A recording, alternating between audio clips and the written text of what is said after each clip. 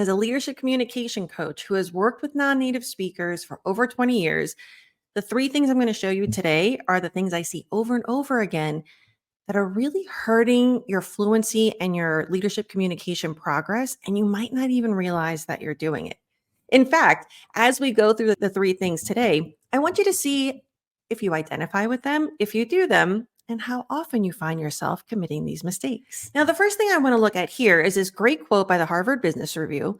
Leaders who aren't native English speakers must navigate additional obstacles, from cultural misunderstandings to biases that question their professional capabilities, often resulting in exclusion from decision-making processes. That's a really big deal. It's not just that you want to improve your English for the sake of improving your English, because let's be honest, by the time you're here and you're watching this, in fact, by the time most of you are in leadership positions, your English is good enough on a technical level. If you took a test, you would pass. However, it's the communication, understanding the cultural nuances. Those are the things that are keeping you out of some really important conversations or important rooms where decisions are being made. And you cannot afford that, especially at this point in your career. So you're here because you probably feel like you freeze a lot. At this point in English, it's not that you don't have the words, it's that whether it's the nerves, the insecurities, there comes a moment where you might feel like you're frozen and you can't quite get the right words at the right time. And that's very inconvenient, but also very frustrating. You're also here because there's some level of jealousy. It can really creep up because most of the people who are in leadership positions, most of the people that I work with are very high achievers and very either competitive and or perfectionists. So when you're in these rooms, in these meetings and conversations where you constantly see people who speak English better than you, it can hurt your confidence. And when your ego is bruised, it can also hurt your fluency and then your performance. Another reason you're probably here is because you cause confusion. And I don't mean this in a bad way because I know you're not trying to, but there are certain things that you're doing. In fact, that's one of the things we're going to talk about today as a common mistake that are causing people to not understand you clearly. And you might not even realize that you're doing it, or you're seeing the face of confusion and you're making the connection that it must be your accent or your English. And so your way of finding a solution is to keep studying and grow your vocabulary when actually there's a different problem that needs a different solution. And another reason that you're probably here is because you want to sound like yourself in English. It can be really frustrating to know how confident and professional you are, and probably how personable you are. I know a lot of people that I work with are like, I'm really funny in my native language. I'm so outgoing. But then in English, I become a complete introvert and I'm so serious. And that can hurt your networking ability. It also hurts your ability to make genuine connections, which are frustrating on a personal level, but extremely frustrating on a professional level where you need those connections. Another reason that you're probably here is because you wish that your English helped you represent your expertise more accurately. When you feel like your English is more basic or lower than your native language, there are certain things that you're going to do to overcompensate that hurt your communication and your confidence, even though you're trying to fix that. And it's so frustrating to see that there are two different versions of you, and that you know that if you could just explain this in your native language, it would be so much more eloquent and professional. So there are a lot of mindset changes that you're going to have to make in order to be able to thrive and really communicate clearly and effectively. And that's why we're here today. Now, the other thing I want you to know is that you are not alone. I have worked with people from over 30 countries. I'm so familiar with the nuances of different cultures and languages. It is not just you, I promise. And even the companies that I have here, I've worked with leaders and executives at some of the top companies in the world. These are people who you might see and think, oh, that person is exactly who I want to be. And you don't even realize how many insecurities and how much training they've had to do in order to be that confident, successful self. So you're not alone. And that means if you're not alone, other people have had the same problems you've had, which means that there are solutions for you. So back to the topic at hand, today we're going to talk about the 3 mistakes that non-native speakers make in leadership positions, and most importantly, how to fix them. The first thing we're going to do is talk about confidence. So, the first mistake has to do with this, which, as you see here, is one of the pillars of my leadership communication accelerator, which I'll tell you more about at the end of the webinar. But this is something that is a really important foundation for your communication in English. And today we're going to talk about a specific mistake. The thing I see most people think erroneously, meaning it's a mistake, is that you think your problem is your pronunciation or your accent. So I get a lot of people that come to me thinking, I need you to help me with my accent. I need you to help me with fluency because people don't understand me. That might be a fraction of the problem. At this point in your career, it's probably not the main. I mean, I'm telling you right now, it's not the main problem. But when that's the thing that sets you apart, the thing that makes you different, I understand why you think that's a problem. And in fact, I've had people who come to me telling me that that their managers or that their directors have told them that they need to work on their pronunciation, and so they send them to me. But that's because as a non-native speaker who's not an educator, who's not a coach, I understand why they also think that's the problem.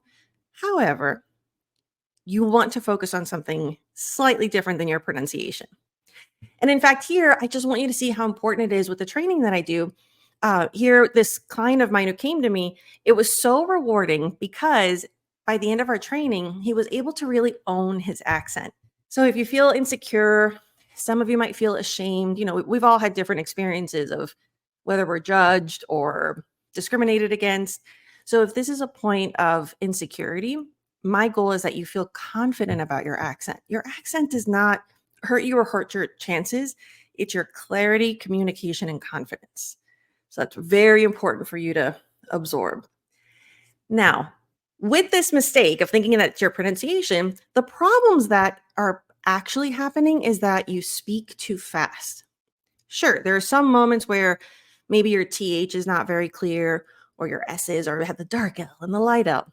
But more often than not, it's your speed. Now, this can happen for one of two reasons, or both. Sometimes non-native speakers speak quickly because you're just nervous. When you're nervous, your heart rate accelerates. When your heart rate accelerates, you just naturally have more adrenaline and speak faster.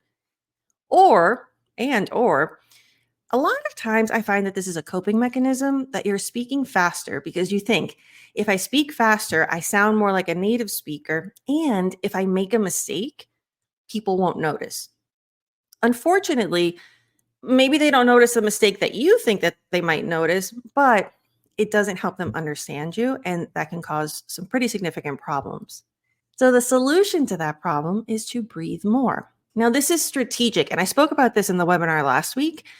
It's about when and how you breathe. The way that you breathe also impacts your intonation, your rhythm. And so this is really helpful to get more comfortable with the American emphasis and intonation. I would recommend, at least to begin with, the first thing I want you to do is observe how often you breathe. You'll find that most non-native speakers hold their breath a lot. And so I just want you to just observe it and relax. Then as you're getting more comfortable with the awareness, I want you to take a tiny inhale before you speak, before every sentence or every thought. It's really important, and this is where the strategy comes in. I don't want you to inhale, exhale. How are you today? It's a tiny inhale through your mouth, not your nose. How are you today?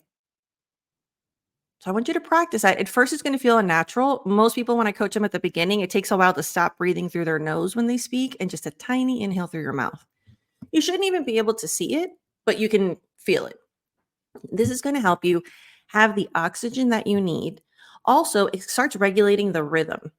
When you have the oxygen, you calm down, you speak more clearly. When you are able to breathe regularly, so the first thing I train is at least at the beginning of every thought. And then when you go deeper into it, there are other moments that help you break down the sentences, because Americans, we speak more in chunks than in sections, like full sentences. But at least start there. Tiny inhale. And then when you speak, that's the exhale. This is a huge difference in clarity and confidence, because the more you see people understand you and you're like, oh, build your confidence. It's going to help you continue that improvement. Now, another problem that's actually happening is that you're keeping your mouth small. And what I mean by this is Some of this has to do with your native language. When you're used to speaking from a part here, but then you start speaking like this in English, it becomes really difficult for people to like really understand you. And then when you start going, so having your mouth small, it makes it sound kind of muffled. It also, you have a tendency to fall back to old pronunciation patterns when your mouth is that small. English is all languages are very muscular. It's about your cheeks, your lips, your tongue, the jaw. It's really important to give your mouth the space to make the sound, which, if you've done the American R training where you have to pull your tongue back.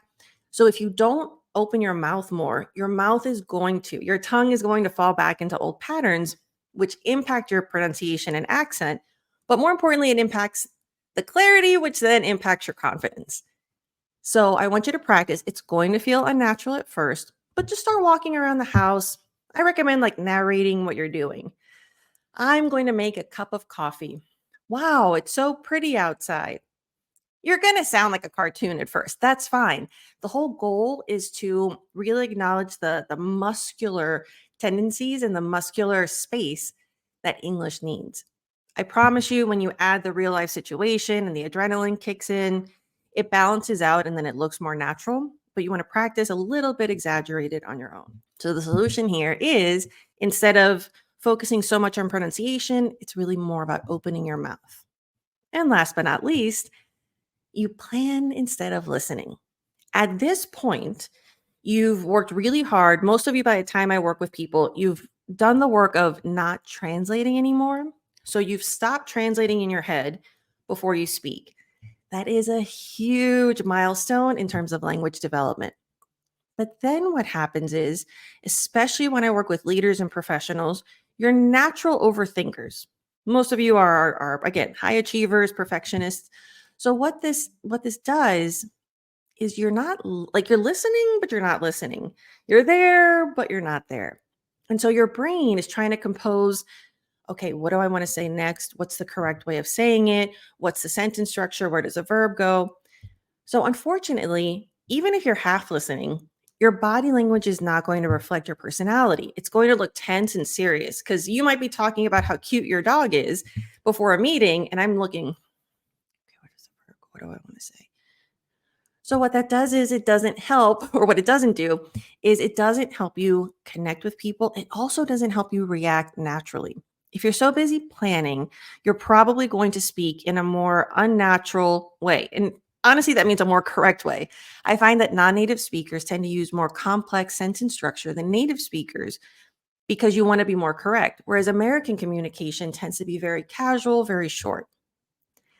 This is not easy to train out of. And I just want you to remember that it was not easy to stop translating in your head. But when you get the tools that you need and we have consistent practice and feedback, this is a game changer. So as your speech is clearer, your pronunciation's better, because you're speaking slower, you're breathing more, you're opening your mouth more. And then when you're able to listen, you're able to react better, and your speech is going to be more natural because you simplify it. And that's going to increase your confidence, because you have this constant feedback and validation that people understand you and that you feel like yourself. So this is much better than going back into just practicing pronunciation. There's nothing wrong with practicing pronunciation, do it, but understand that that's not the main problem. So I would rather you shift your focus or increase the amount of time you're working on all of the things that I'm showing you here. All right. Now, this is the result. So I had a client who went through my leadership communication accelerator, and it was that. She's like, I speak too fast. People don't understand me. And I get kind of anxious and nervous. And she's like, I'm confident. I promise. This is what's happening. And so through the training, she was able to start speaking up more, because she found that because she knew she spoke really fast, it made her feel a little more reserved, a little more hesitant to speak up in meetings. And she was in really important meetings. Her work impacts the community. It impacts the university that she worked for. This is a professor. She had to work with local government, and not speaking up was hurting the amount of funding she was getting for the programs. So now, by being able to feel the confidence, knowing that when she did speak, it was going to be so much better and well understood and well received because then we work on how to be diplomatic. This increased her confidence. And within a couple of weeks, she was really seeing the effect of, oh, I'm not as nervous before meetings now because I know I'm speaking up more.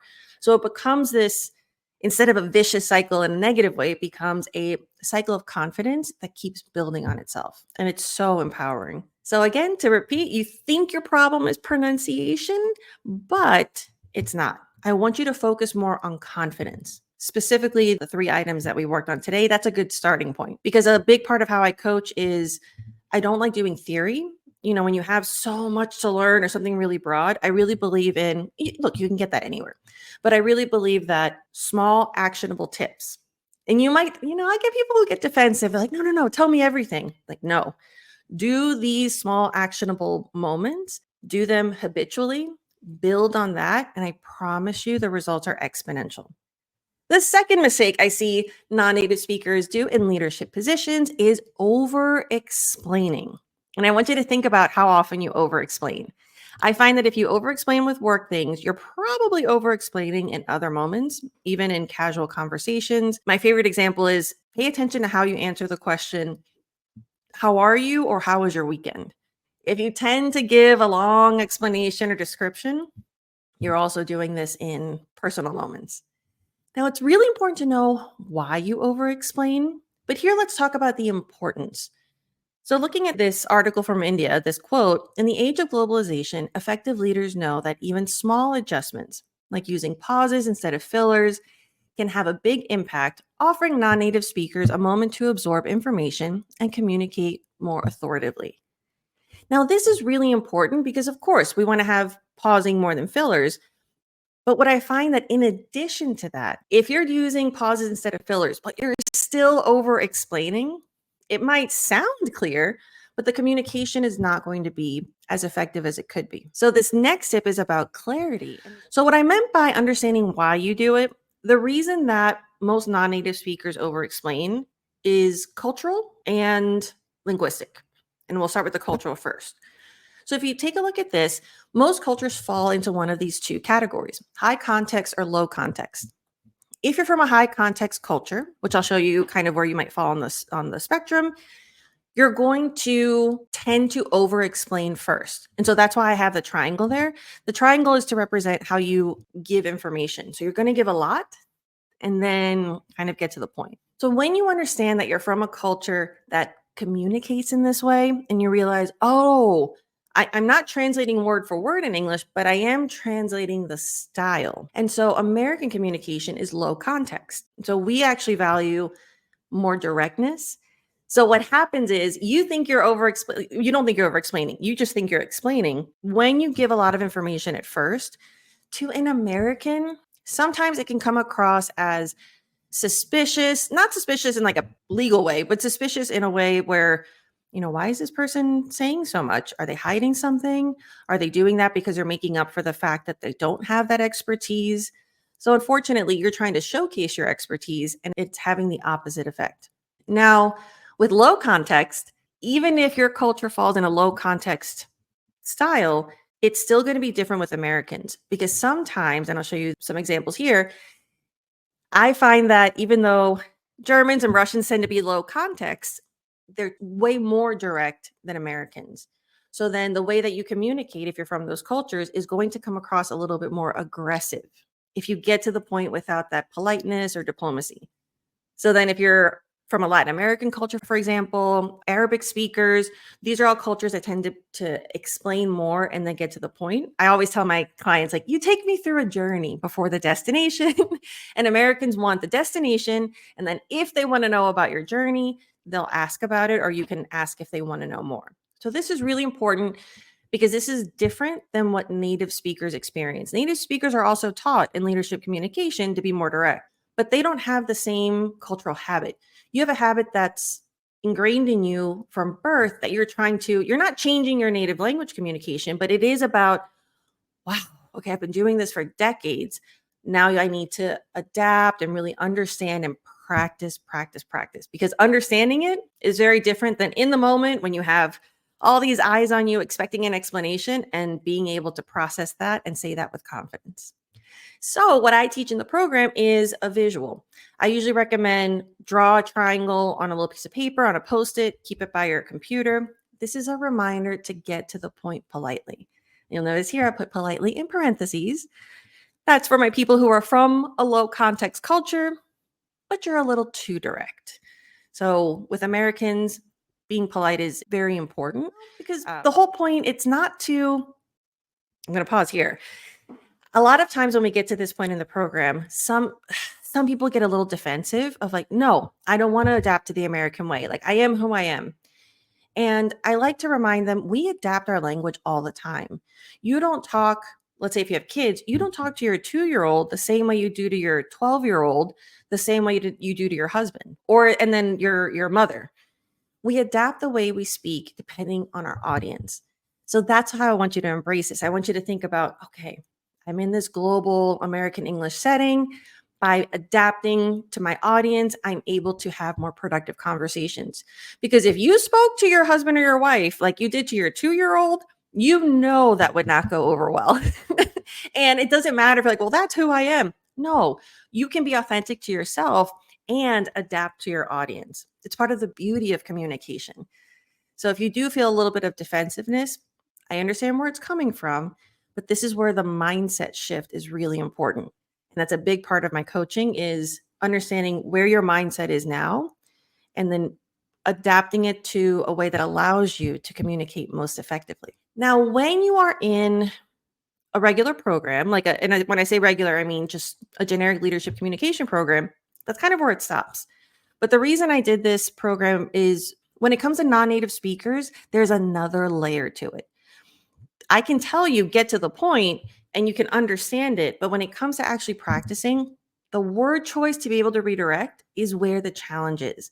So another part of the coaching is understanding what language to use. So here, and look, we're all human. You're going to over explain at some point. It's not about never doing it. It's also about knowing how to fix it. So if you catch yourself going on and on or over explaining a story, you're like, "Oh, I'm doing it again." Take a breath. You know what? To make a long story short, in the fourth quarter, we need to focus on production. So having those phrases that are really popular in American English, knowing when to use them and how to use them to help redirect your conversation style is very powerful. And this is what I do for other situations, for example, speaking up in a meeting, sharing opinions, interrupting, how to handle when people interrupt you. You can understand the theory, but it's also about having the phrases, the English to be able to implement that solution. So let's take a look at this quote here. When I had this client in my program, he thought he knew that it was about sounding more American. However, with the training, he was able to appreciate that his English was great, his accent was great. There were some moments where we had to clarify certain sounds, and then we identified high frequency words.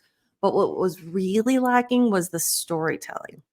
And so having this triangle approach was a game changer because he presented a lot in company meetings and having to explain these high tech updates to a company full of departments where not everybody is tech. I mean, like you've got the marketers, you've got the salespeople. They're not going to have the same level of knowledge as your engineers, for example. So, how to craft the story, how to express yourself, how to share the updates in a way that the audience, in this case, a diverse, knowledge based audience, could appreciate. So, once you realize the structure, that's where we make it more personal. Like, okay, what are the moments where you're struggling to implement that triangle method? And then, in addition to that, okay, now that you're direct, how do we make it engaging? How can you be direct and diplomatic? So it's really multi-layered, but this gives you a good place to start. So if you find yourself over explaining, take a deep breath, and now get to the point. Start with the most important thing. This happens a lot where people will not answer directly. Whenever I work with Brazilians, I love you all, but something that's very characteristic of the way you communicate, if someone asks you a question, you go off on all these stories and you never actually answer the question. And so what I like to remind you is this kind of thought process. You're like, okay, be direct, answer the question first, and then share your stories and the details. Now, the third mistake I see people make in leadership positions is that you avoid small talk and networking. This is very common. Even native speakers, you'll hear a lot of native speakers say that they hate small talk. And the reason is it can feel disingenuous, it can feel superficial. For non native speakers, it's even more than that because not only are you struggling to figure out, okay, what topics are appropriate, then it's the pressure of how do I start the conversation? What do Americans appreciate? I have certain people, for example, going back to Brazilians, who are so open that when they start a conversation, they offer too much personal information, and that can feel odd to an American. I have other cultures who are super, super direct and short. And to an American, that can feel aggressive or like they'll think you don't like them. So, this is really important for not only working on small talk, but again, realizing what is it about your cultural communication from your native language that's impacting your communication in English? And then how can we adapt that? And then work on the phrases and the strategy and the appropriate topics, for example. And for me, it's something that I love with small talk is you can learn superficial small talk on any YouTube channel, and that's great. Like those are basic. How's the weather? Da da da. So with this program, because it's also leadership and you're making high-end connections and increasing your network, it's how to go from that superficial small talk and quickly, organically go a little deeper. Because the more you connect on a more personal level, the more authentic it'll feel, the more authentic it'll be. And then the follow up, which is the other part of the strategy, how do you use small talk to then follow up and build on that and really build a relationship? It feels really good. It's not as boring either. So you start looking forward to it. So let's take a look at the consequence if you don't. If you're so afraid of small talk or you quote unquote dislike it, here non native speakers often find themselves isolated from both social and professional conversations, impacting their ability to collaborate and participate fully.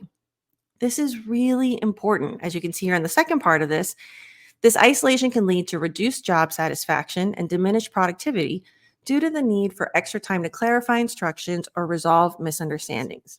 This is so true.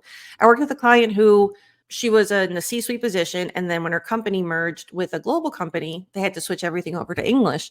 And the amount of anxiety it caused, the pain, just like the a job that was really fulfilling for her became a huge source of anxiety and something that was making her rethink her career and her work. So this is really important because the more that you are able to connect with people, the more fulfilling work will be. And then from a career standpoint, the more opportunities that you'll have. So this is all about connection. This is why it's such a big component of my program because it's not just English. English is great, but until you learn how to connect and how to really communicate, that's when you start having not only more fun, but more results and more progress. So now what do you do? Of course, I can tell you, sure, just stop being afraid of small talk, but let's really strategize. So, actionable tips for today. I want you to prepare 3 personal stories.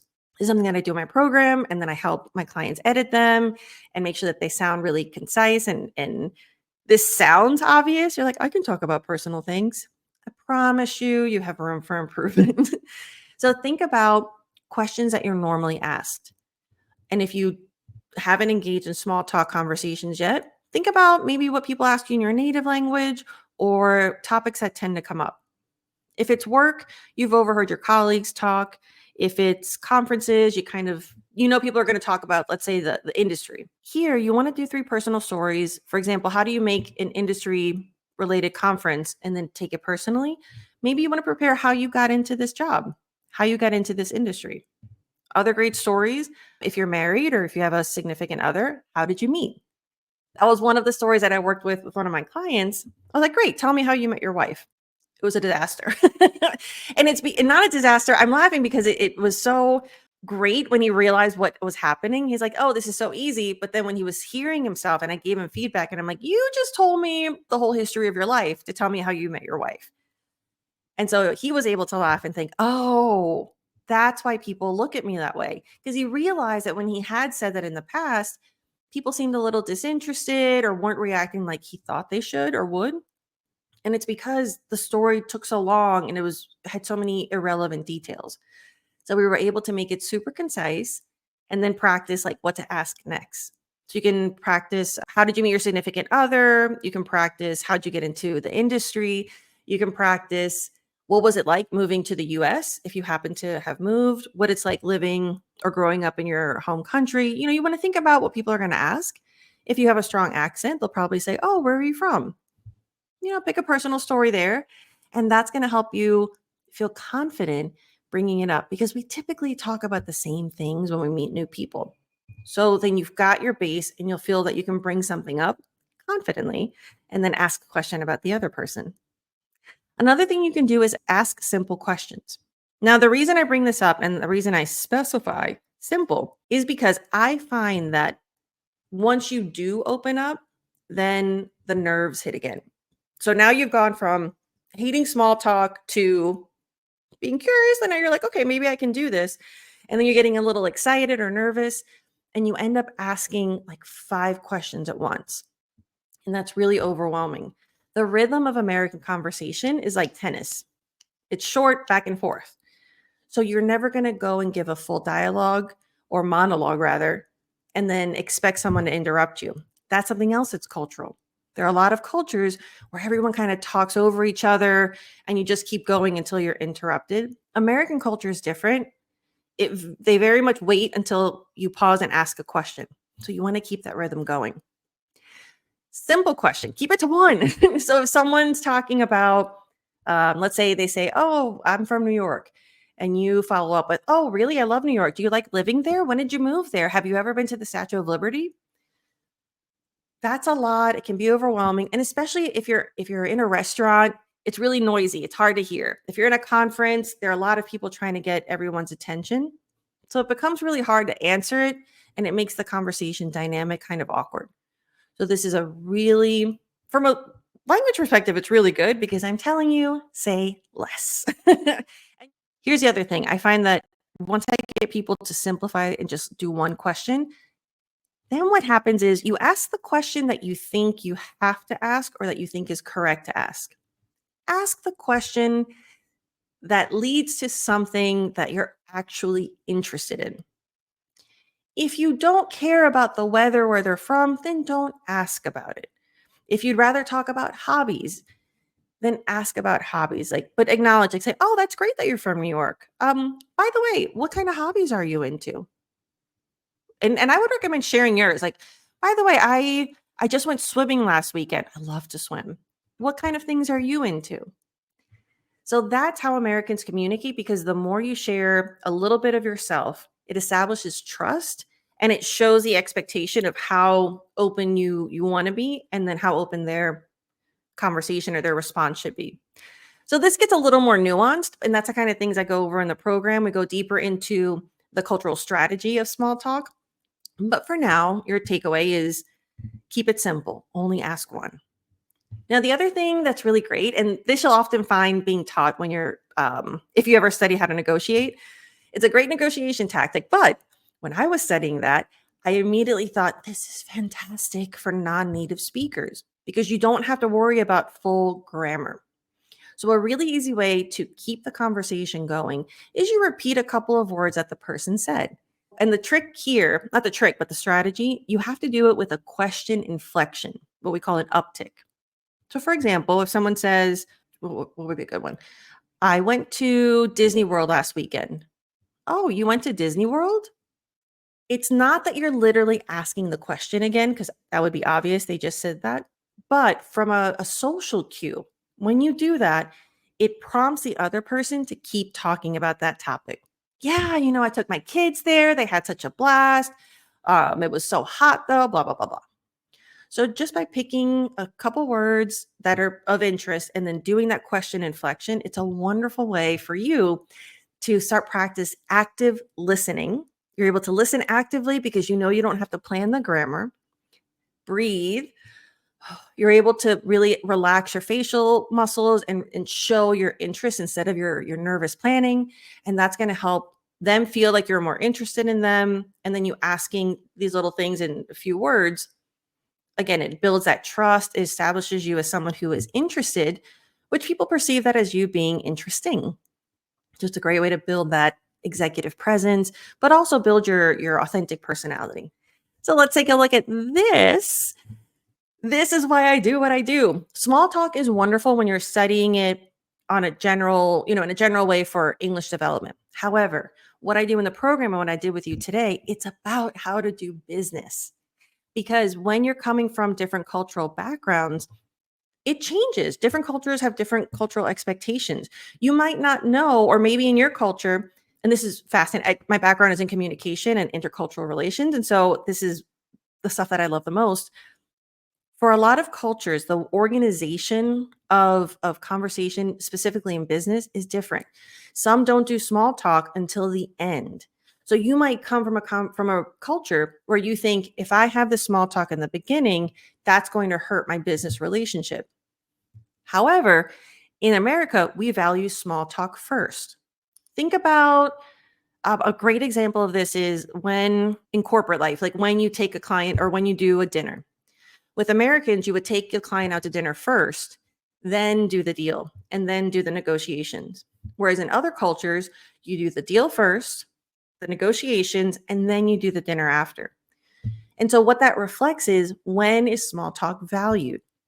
When you understand that from a business perspective, it really helps you have much better connections, close more deals, and feel like your expertise is able to shine through. So, the third mistake that you're going to avoid is, you're no longer going to avoid small talk and networking. Instead, you're going to make a plan to participate in more conversations. If I just tell you, stop being afraid of small talk, let's be honest, it's not going to happen by tomorrow. Instead, the way I coach and what I want you to do is take action, make a plan. For example, if you know that you go to the grocery store once a week, you can have a small goal of, okay, I'm going to start a conversation. I'm not going to go to the auto checkout where you just go by yourself. I'm going to get in line, old school, and I'm going to try to have a little small talk conversation with the person at the register. And that could be a weekly goal. You can try to plan the conversation of, okay, on Monday, I'm going to ask 3 people at work, or if you work virtually, I'm going to ask 3 people during my virtual meetings, how was their weekend? These are small moments of accountability that then lead to more moments where you feel brave and confident to have more small talk. So I want you to make a plan, maybe just for 1 week. What are you going to do and when are you going to do it? And then at the end of the week, you set up your next week and you can build on it. It's a great lifetime habit. So your takeaways for today are, you're going to focus on your confidence. Your English is good enough. Yes, you can refine your pronunciation, but most importantly, work on your confidence. Go back to the beginning of this webinar and focus on those 3 steps. You're going to get to the point. You're going to catch yourself when you're over explaining and say, you can even just use the first expression, right? To make a long story short, this is what we're going to do. So it's not about being perfect from the beginning. In fact, perfection is never the goal. It's progress. Progress leads to much more growth than perfection anyway. So you're going to catch yourself and redirect. That's your first goal. You cannot fix a problem you're not aware of. So my first goal with anything is become aware of how often you're breathing. Become aware of how often you're not breathing. Become aware of when you're not talking, of when you're over explaining. This is huge. These are things you didn't know were actually the problem and what you need to be aware of in order to implement the solution. And last but not least for today is, you're going to make a plan to participate, a plan to have small talk. Now, all of this leads into, now I'll introduce the Leadership Communication Accelerator. This is a 3-month program that I have, and this is going to break down all of the things that we talked about today, but we go much more in depth to speak with confidence, communicate with clarity, and connect with authenticity. These are the 3 pillars that I find will set the foundation. Again, exponential growth. I never want linear growth. You're not at a position where you have a lot of time to wait. You got to get those results quick and do it in a way where everything builds on itself. So here are the results of the program, which hopefully you'll feel after implementing the things that we went over today, is you're going to be more confident.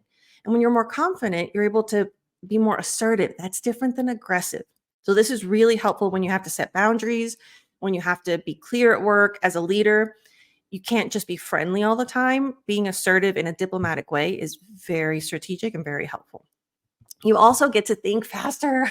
The most frustrating thing, the reason that you freeze, sometimes it's because you're thinking so fast that you can't structure your response fast enough, and that causes that freeze or your mind goes completely blank. So, through the program training, you're going to be able to process your own thoughts differently and then understand how to express them in a simple way that reflects how Americans communicate. Another result of the training is connection. Connection is everything, not only on a personal, fulfilling level, but connection is everything for business. I was just talking to a client today, introverts, and what I find is non-native speakers become introverts even if they aren't in their native language because of the language insecurity. Introverts do great in business, and I think they make fantastic leaders. Unfortunately, what Americans value, what tends to happen is extroverts get the promotions, extroverts get the opportunities.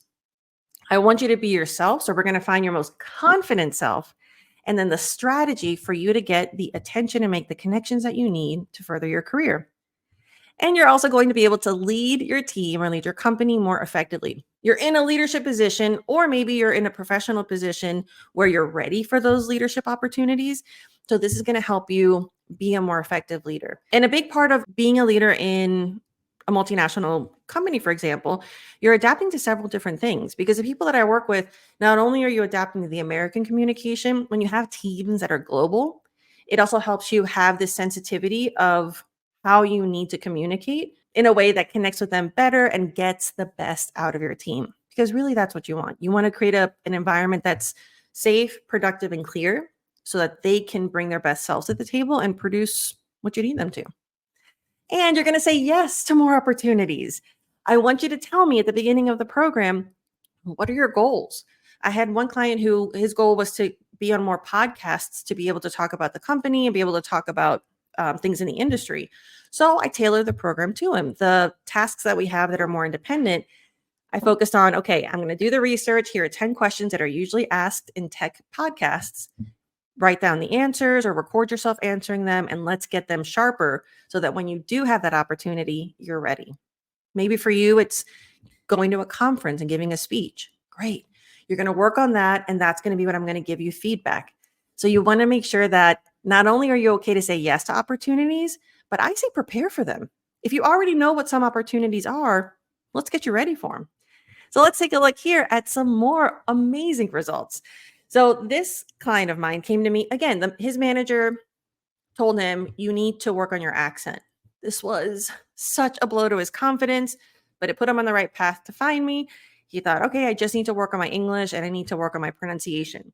But as we did the program, he realized that, oh, okay, my manager was telling me this because his insecurity with the language was making him not really speak up and it was hard to hear. But as a native speaker, his manager assumed it must be his English that's the problem. So we worked on projecting the voice. We worked on active listening, being able to answer concisely because his answers were too long, too rambling. And so it made it seem, oddly enough, the more English you speak, sometimes it makes you sound like you don't know enough English. And that feels like it's a contradiction, but it's about the communication style. So once we were able to do that, then he felt really confident to realize, oh, okay, now I can say yes to more opportunities. And that morphed into finding a better way for him to grow his career and be able to start at a new company with just the most amazing confidence and actually volunteer to run an internal podcast. So that went from not wanting to speak up to being the voice of his department. So this is something that I know that you can also achieve, but it's about having the right strategy and the right process. So, what have you tried?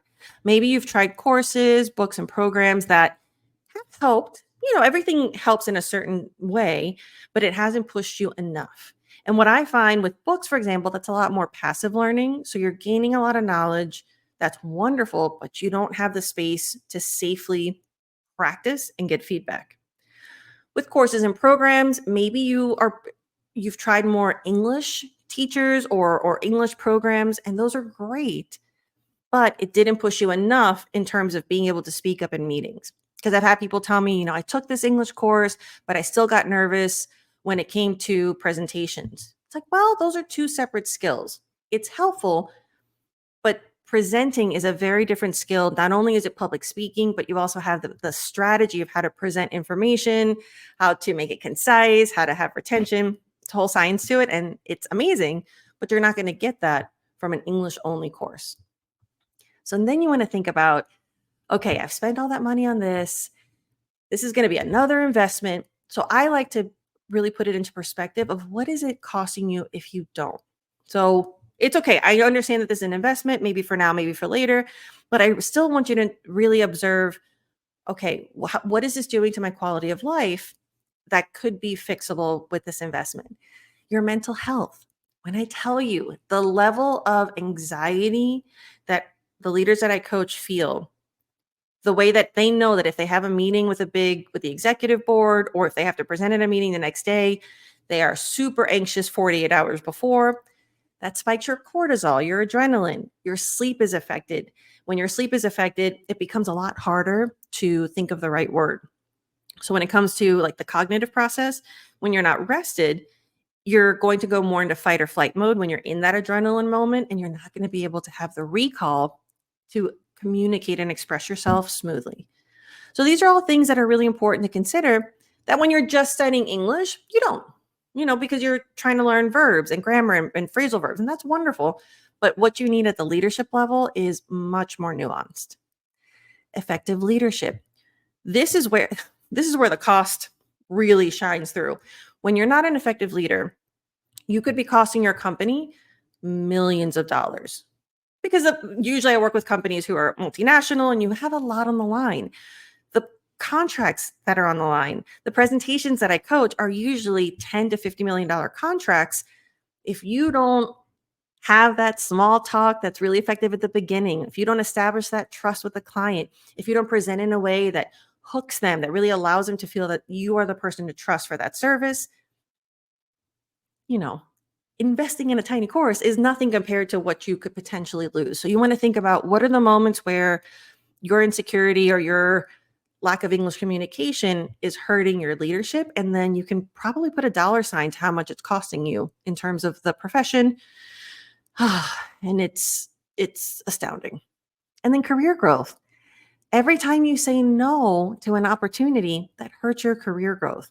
And like I said before, once you've climbed the corporate ladder, by the time you're getting to the top, people that talk more and do it effectively, the people that get more attention are the people that get more opportunities.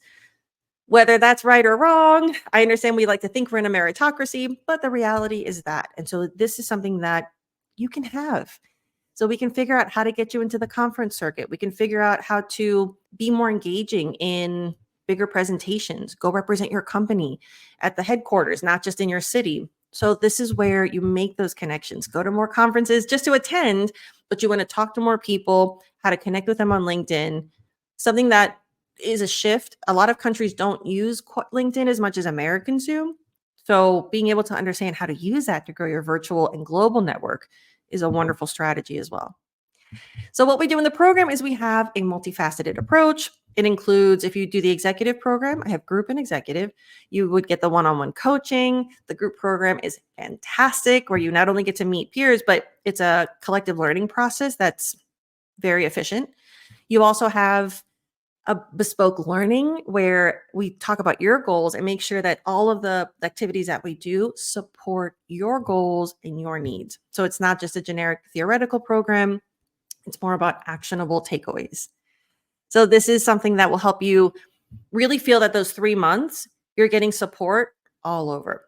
Parts of the program are flexible, so they can be done whenever works for you, because real life is busy, and that's going to help you get even more out of it. So let's talk about who this is not for. This program is not for everyone. I will admit it. Number one, I don't take everyone. You have to apply first. And then if you're selected, you make it through the program. So I want to make sure that you self-eliminate if this is not for you. If you just want to learn and you don't want to implement, and this is something you have to be very self-aware about. A lot of people just love learning. You just want to get the certificate. You want to prove that you did X program. That's fine. But this is not the best investment for that. This is really about learning and implementing. It's all about you talking more, you getting more direct feedback, and then doing it again and again. If you don't want personal, actionable feedback, this is very important. A lot of people just like to, again, learn, you want to do, you want to get it done. The difference with this program is it's very personal. I'm going to have you send me your presentations. You send me a recording of you in meetings so I can really see what you're doing and then help you do it better. If that might be too fragile for the ego or you don't want that kind of very specific feedback, that's okay. You know yourself better than anybody else. This is not the program for you. What I do is very much break it down so you can build it back up. And this is not for you if you're too busy. This is really a time commitment. As you saw before, a lot of it is designed to be flexible. So maybe you want to work on it 20 minutes a day. Maybe you just want to do it on the weekends, depending on how your schedule is. But be realistic. If you have other priorities, or if you know that you're burnt out at work, and no matter how great the program is, you just would rather watch a movie or scroll on TikTok, that's fine. I'm not criticizing, but be aware that maybe this is not the moment for you. So this is for you if you're ready. If you're ready. A big part of the program is I want you to actually be confident, but this is also about looking and sounding confident even if you don't feel it. I'm very much a pragmatist. I understand that sometimes whether it's English insecurity or your kids were up all night and you're exhausted or you have so much pressure because the economy dipped or the production line something happened, in those moments of high stress, you're going to have the mechanisms, the tools, the practice to be able to look and sound confident until the inside catches up. And I find that that is really important because perfectionism is not effective. So if you just wait until everything is perfect for you to be able to perform perfectly, it's just not going to happen and you're going to be constantly disappointed and you're not going to get better results. So if you're ready to look, feel, and sound more confident in English, this is a good program for you. If you're ready to work smarter and not harder. What I mean by that, I find that most people that are attracted to this program are used to doing a lot all the time. For the 3 months that I have you for this intensive program, I don't want you to use any other resource. It's about working smarter, not harder. I had a client ask me, okay, I'm going to do all the program things. Should I also watch your other YouTube videos or do this or do that? I said, no, I love my YouTube channel, but this is not the time. For these 3 months, just do the program videos, the training, the coaching, and then I'll give you specific resources to do. Because when you do it smarter, you're going to get better results that you're able to then grow after the program. So if you're willing to just trust the process and not overdo it, this is a program and the moment for you. And if you want results faster. So again, this is a 3-month program. I could have spread it out over the year, but 3 months is where I find you get significant results. You create the habits. A big part of this program is creating habits in terms of growth and improvement that you can do after. And then if you want to continue with one-on-one coaching, we can. But in those 3 months, you're going to learn what you need to take your leadership communication to the next level. So if all of that sounds like what you're ready for, go ahead and apply at tanyasuarez.com/leadership.